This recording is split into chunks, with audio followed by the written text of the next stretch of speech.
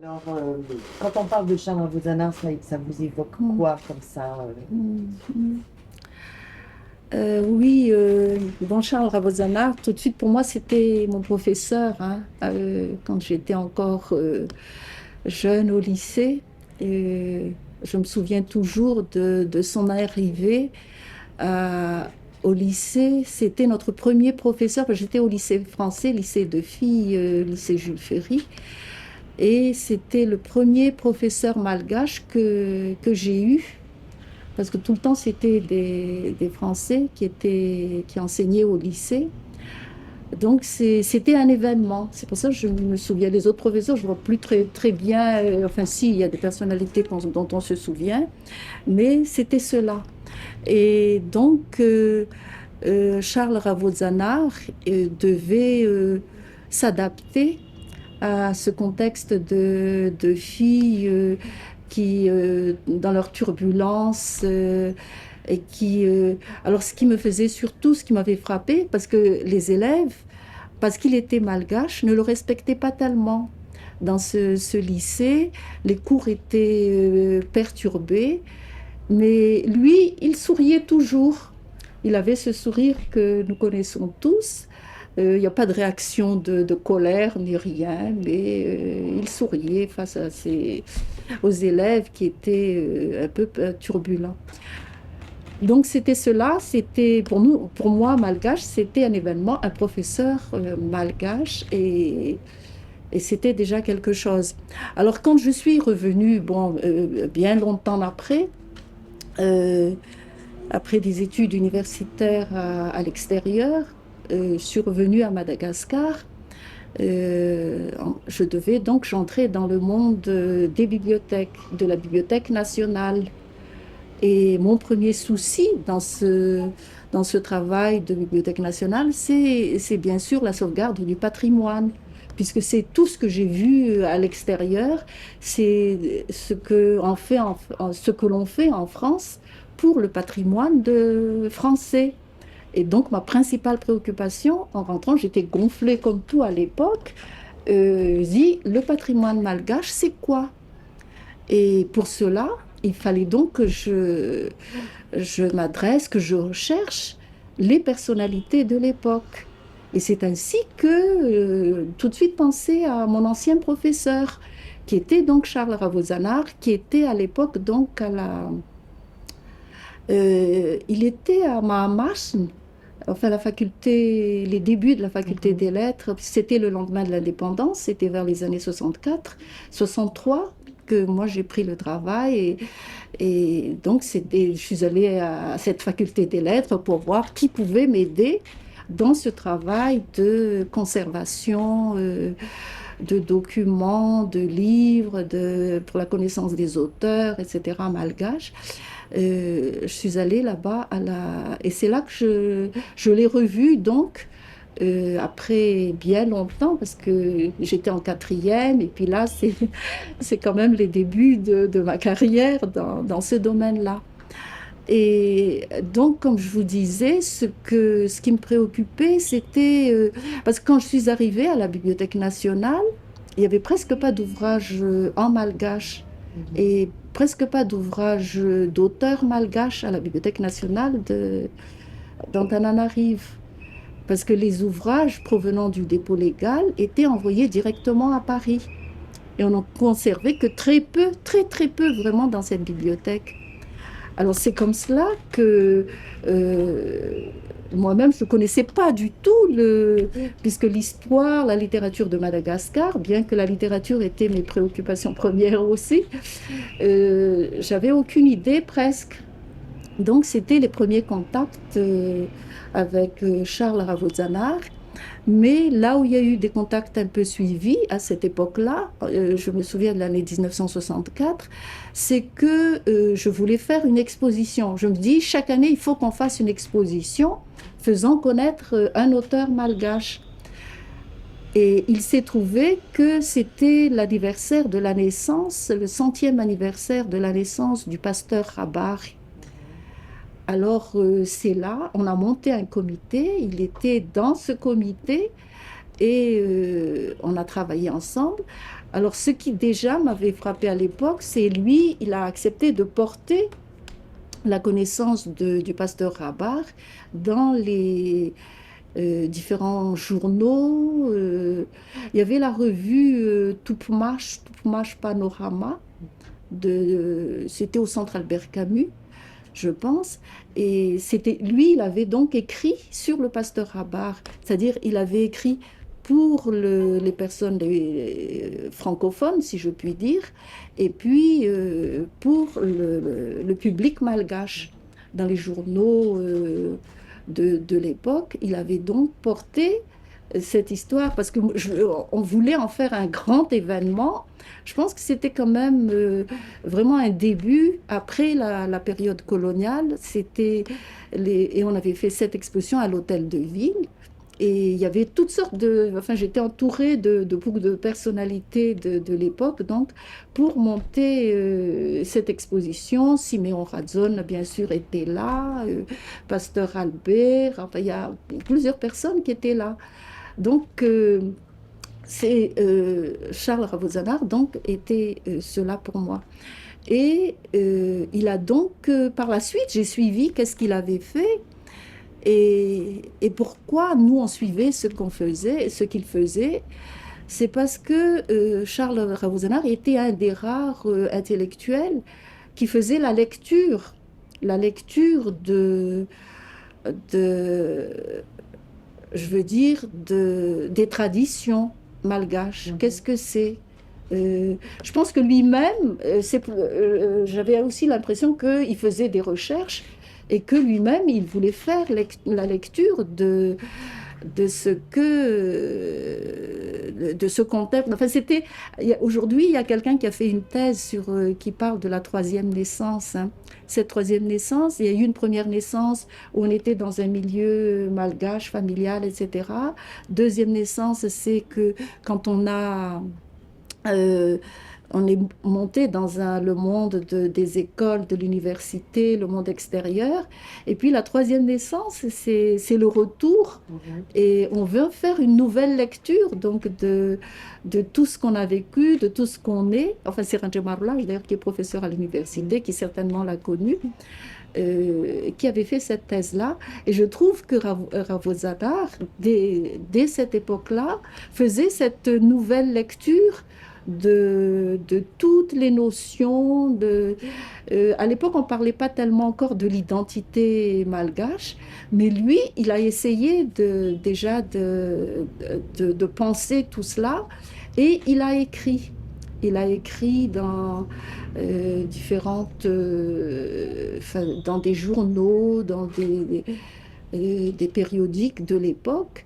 Il avait écrit sur le rasm, sur les traditions, sur ce qui préoccupe l'intellectuel malgache face, bien sûr, toujours au phénomène occidental dans lequel on baignait à l'époque. Et donc, c'est vraiment... et puis surtout, le changement. Enfin, on était en plein changement. On est en perpétuelle évolution et changement à Madagascar. Et lui, il essayait à chaque fois donc d'avoir un retour sur ce que ce que signifiait la tradition, et puis qu'est-ce que la partie évolution donc de tout cela.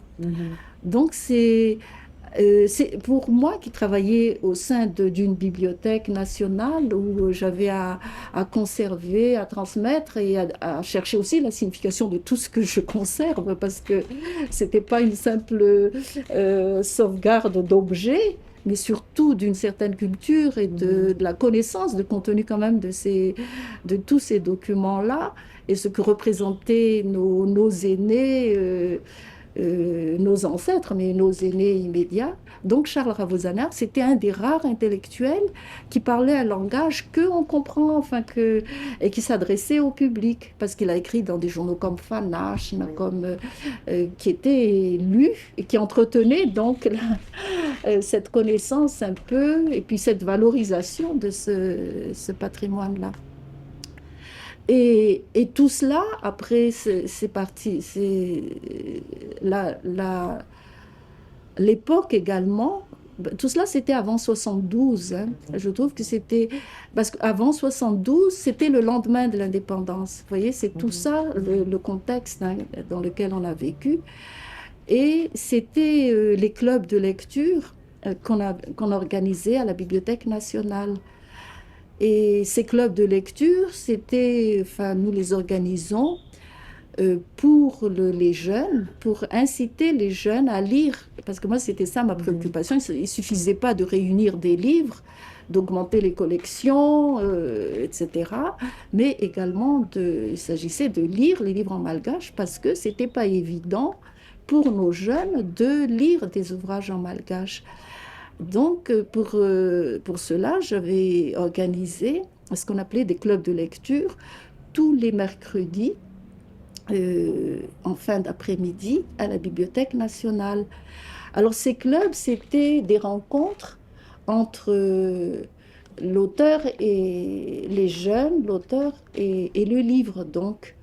Mais pour cela, j'avais besoin de personnes qui pouvait faire le médiateur, suivant le vocabulaire d'aujourd'hui, qui était l'intermédiaire entre l'auteur, le livre, et puis tous ces jeunes, parce que la salle de la Bibliothèque nationale qui se trouvait en Tanaren, qui contient, je ne sais pas, plus de 150 personnes, quelque chose comme ça, qui venaient à ces clubs de lecture.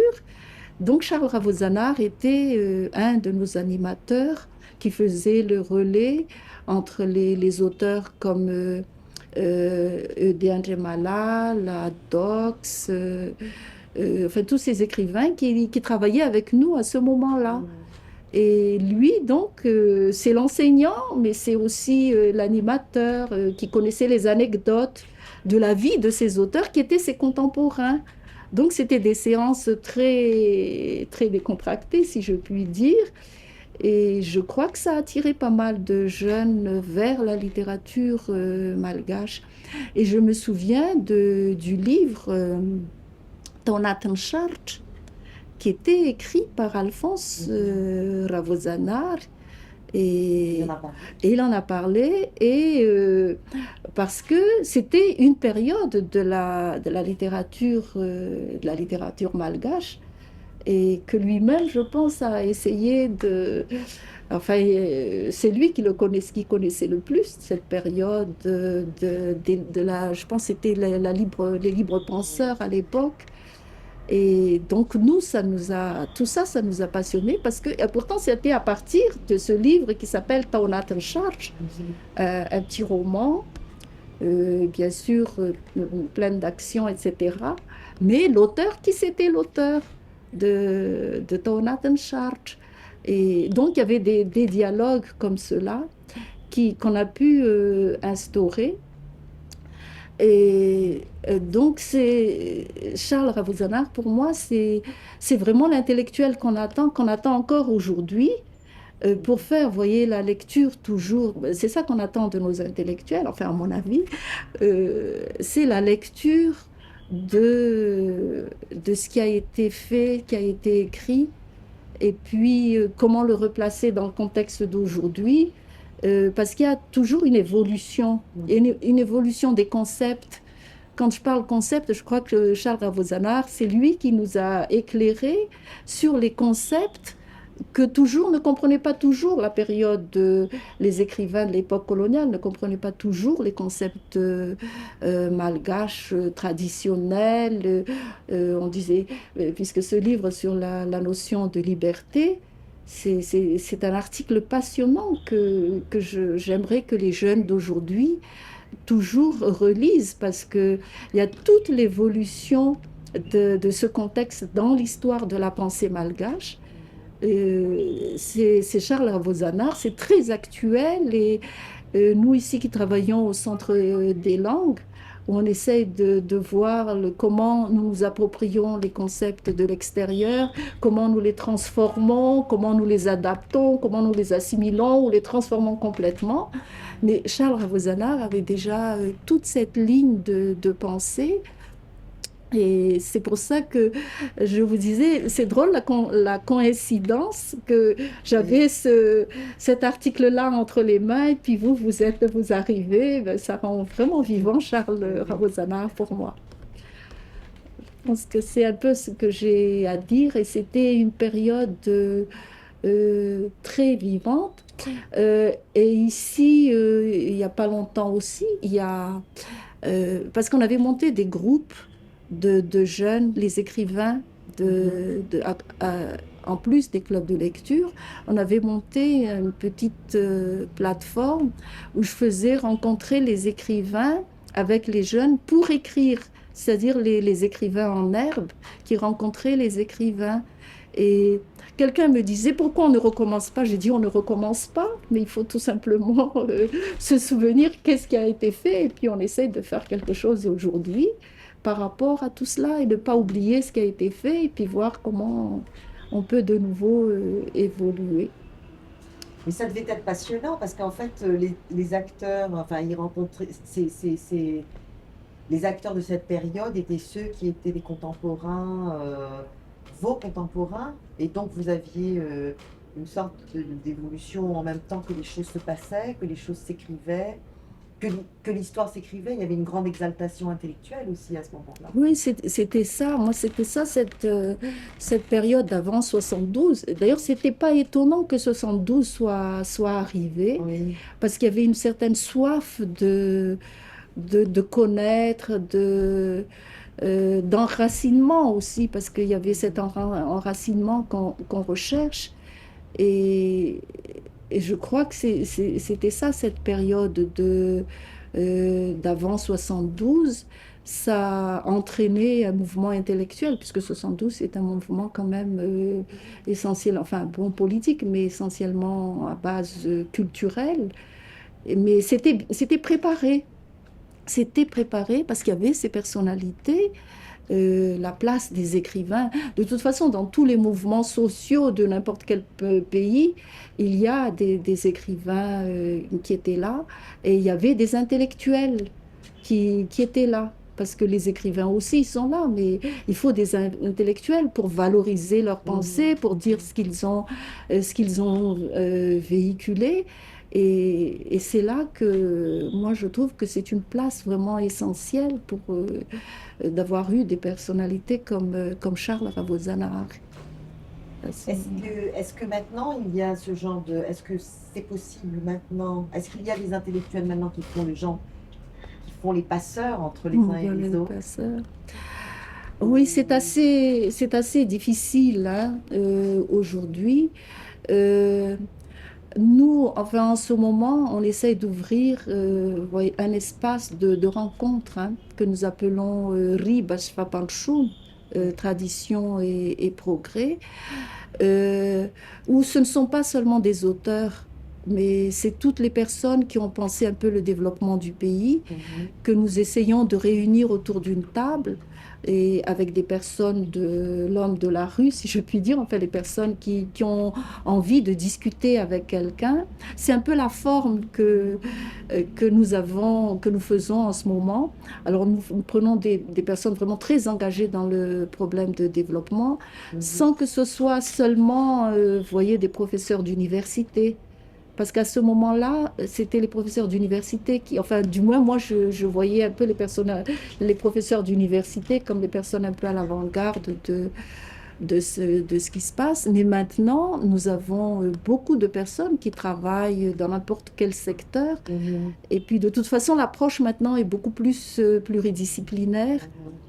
Et moi, j'ai été sensible à tout cela parce que quand je pense patrimoine de Madagascar, il n'y a pas que le patrimoine littéraire, mais il y a tout le patrimoine, je veux dire, les savoir-faire traditionnels. Et, et d'ailleurs, Charles Ravozanar, quand il fait l'analyse de ces concepts, il part toujours, il dit que c'est il y a bien ce que pense l'élite, mais il y a aussi ce que pensent vraiment les gens qui sont dans les terroirs, dans les villages. Et il essaie d'asseoir ses analyses, vous voyez, dans la connaissance, dans une connaissance beaucoup plus large que parfois l'élite a, Tendance à a tendance à rétrécir. rétrécir. Oui. Et c'est cette ouverture-là enfin moi j'en avais un peu hérité, je me dis, c'est vrai, il faut toujours essayer donc de prendre des personnes qui ont des expériences partout dans tout Madagascar, dans n'importe quelle discipline, et de voir comment le malgache essaye de vivre euh, son propre développement, hein. J'aime pas trop le terme pauvreté là, mais c'est comment? Parce que tout le monde s'engage et essaye d'apporter un changement, de chercher le Mhm. meilleur. Mhm. Et il y a eu cette ouverture euh, qu'on voudrait asseoir, cette ouverture d'esprit qu'il faut Mhm. asseoir, voir comment les différentes sociétés, Madagascar est il y a une multi-expérience ici à Madagascar, et comment est-ce qu'on essaye de résoudre tout cela. Et c'est ça l'héritage de tout ce que Charles Ravozana et son époque a laissé, c'est cette ouverture vers la connaissance de nos racines toujours et de le voir en évolution, pas Mhm. quelque chose qui soit statique, mais dans l'évolution des Mhm. gestes. Qu'est-ce que nous en avons fait? Et donc, c'est tout cela, quoi. Et est-ce que vous avez un souvenir de comment était l'homme, je veux dire, au niveau du contact, au niveau de la manière dont il abordait les jeunes, par exemple, qui étaient autour de lui, vous-même? Oui, alors c'est quelqu'un qui est assez, c'est le Ramché. Enfin, tout le monde parle de Ramché.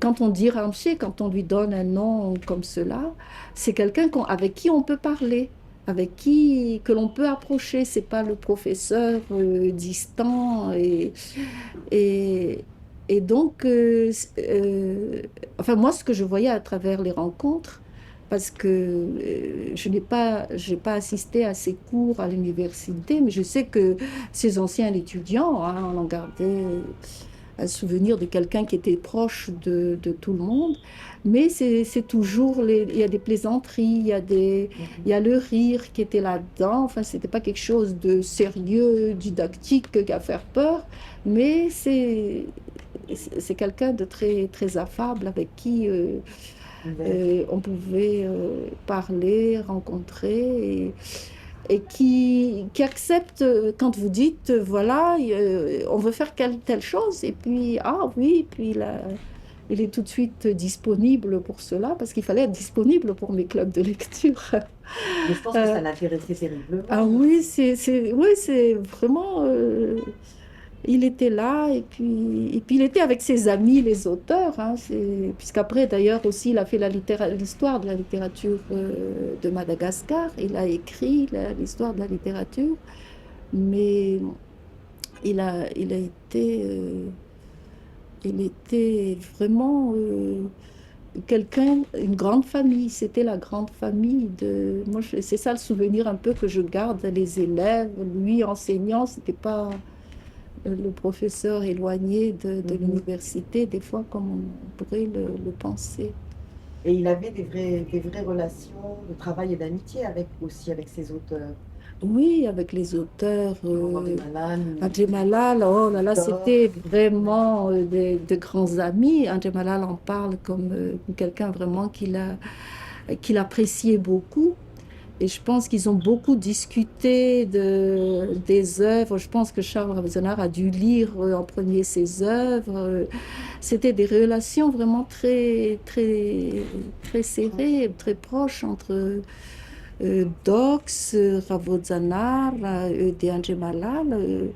C'est tout un monde vraiment très uni, presque C'est vrai. impossible de dissocier. Enfin, du moins, dans moi, ce que je voyais à travers leurs Oui, oui. rencontres, et puis quand ils en parlent, Oui, c'est... oui, c'est important de le dire parce que c'est vrai qu'il avait des relations oui, très proches avec eux et très régulières puisqu'il venait à la Hum, maison, moi je m'en souviens. Donc, oui, oui, oui. C'est... ouais. Est-ce que tu as Mhm. une question? Je crois que c'était très. Enfin, moi, c'est cette période qui vraiment, dont j'ai la nostalgie un peu d'ailleurs, parce que c'était la préparation d'un certain avenir pour tous ceux qui Oui. étaient là. Donc, c'est Et vraiment tout le monde en avait un peu la sensation qu'on était en train de construire quelque chose. construire, voilà, c'était. Et ces jeunes, moi, j'ai vu ce qui. Enfin, je vous dis, moi, je connais que les lecteurs de la Bible, parce que je voulais à l'époque, je voulais être très proche des lecteurs Mhm. de la bibliothèque. Et donc, c'était extra école, extra université, c'était très, très détendu. Mais ça a pu se faire parce qu'on avait, s'il n'y avait pas d'intellectuels comme Charles Avezana à nos côtés à ce moment-là, nous, on n'aurait pas pu faire ce qu'on a fait. Et il C'est venait tous les mercredis ou pas tous les pas? mercredis, mais les trois quarts du temps, Ah oui. il venait. Parce que ça dépendait des thèmes hein, qu'on abordait, mais chaque fois que c'est un auteur, il était là, parce qu'il n'y avait pas que Docs enfin, ça dépend des ouvrages que nous pouvions apporter en club de lecture. Parce que ces livres-là, il fallait les découper, et puis les faire lire aux jeunes, et puis on leur demandait d'illustrer même. Les jeunes illustraient ça avec leur guitare et tout. Après, Ah oui. donc c'était la lecture de poèmes de Ranza Janagno, ça peut être, c'était très, très varié, mais c'est pour l'animation de la discussion que moi je faisais toujours appel parce que les demandes, hein, il fallait quand même une ouverture, puisque des fois le livre, parce que les livres aussi, des fois c'est un petit livre. Parce que ça peut être un petit livre de SBEM, par exemple, ou un petit fascicule de 24 pages, quelque chose comme ça. Donc cela, il fallait le mettre dans un grand contexte. Qu'est-ce que Mhm. ça signifiait? Des fois, on prend juste un thème, mettons l'indépendance, c'est quoi? Et puis on prend ça Ah oui. dans différents documents. Mais seulement, c'était les jeunes qui toujours présentaient, hein. C'était les lecteurs de la. Parce que ça, on prend des bénévoles hein, à l'intérieur de la bibliothèque. On dit qui veut travailler sur tel thème. Alors ils viennent. Et en général, c'est nous qui préparons un peu les textes parce que bon, ils ont pas le temps, etc. Et puis c'est nous qui voyons un peu les livres qu'il fallait mettre en avant. Mais c'est de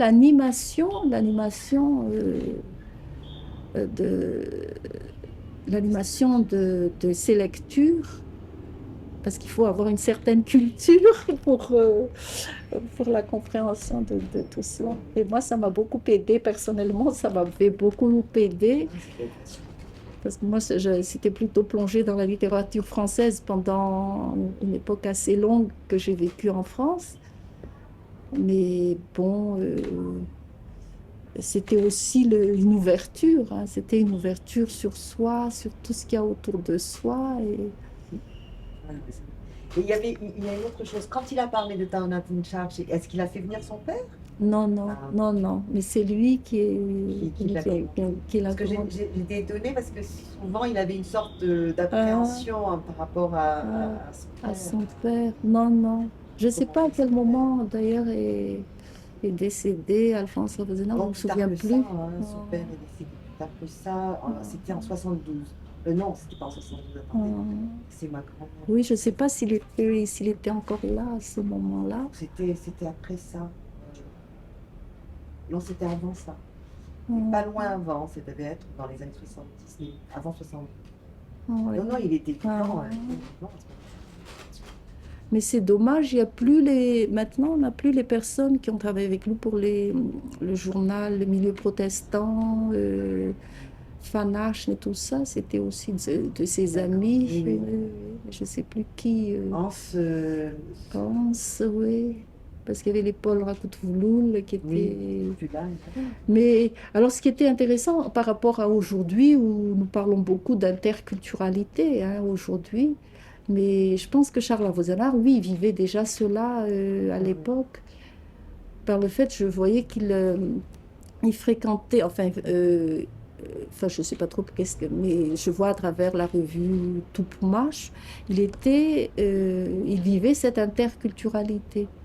Vraiment, parce que le Centre Albert Camus, Tupamash, c'est Centre Albert Camus, c'est la promotion de la culture française, mais c'est cette interpénétration de ces deux cultures, c'était ça qui était pour nous intéressant, de lire comment quelqu'un qui vit cela dans ce pôle-là le raccroche tout de suite aussi à la tradition, à qu'en pensent les aînés malgaches, où est-ce que tout cela, comment euh, on a interprété tout cela.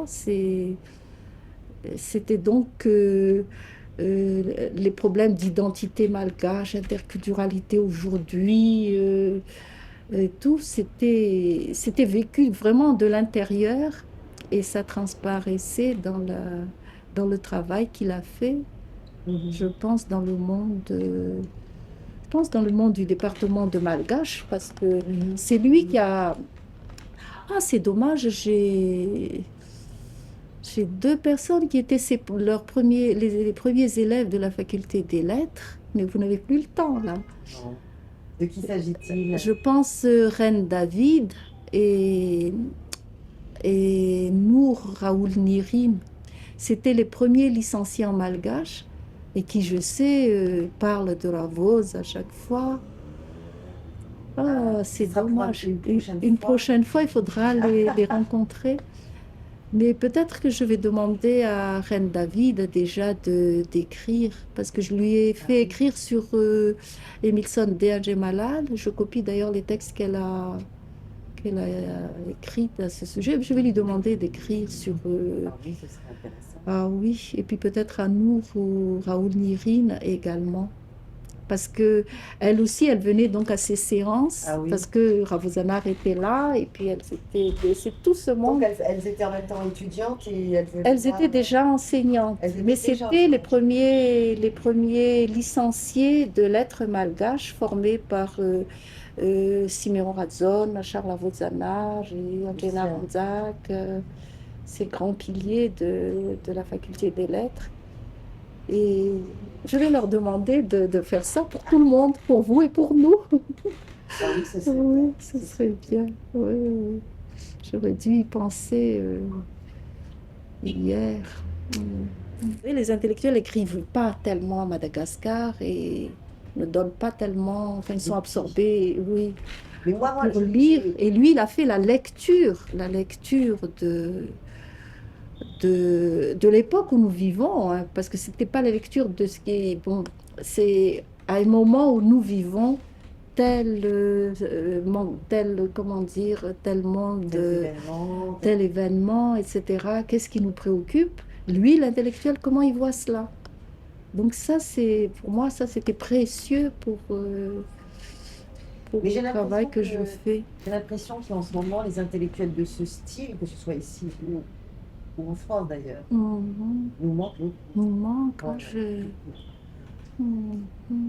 Parce qu'en France, c'est la même chose. On a l'impression qu'ils sont plutôt à la traîne plutôt oui, que à la qu'ils apportent quelque tradition, chose pour éclaircir, alors que tous ces jeunes sont en quête de repères, de tas de choses, et la lecture de ce qui se passe aujourd'hui par rapport à ce ils vivent dans leur famille, dans leur société, ça, on a besoin d'intellectuels pour ça. Vous sentez ça chez les jeunes? Ah oui, beaucoup, beaucoup. On est interpellé sans cesse, hein. C'est pour ça que j'ouvre un peu ces séances ici à Rariach. Oui, oui, ici même, il y a des samedis. Mais bon, mais les associations maintenant, parce il y a beaucoup d'associations qui fréquentent la maison, c'est un peu un centre culturel, Rariach. Et les associations font leur propre débat maintenant au sein de leur groupe, hein, aussi. On va y en sortir certainement. Oui, oui. Ça va être intéressant. Intéressant, c'est... Écoutez, je vous remercie beaucoup. C'était précieux parce que c'est vrai qu'il n'y a que Enfin, vous qui... voilà, moi, c'est.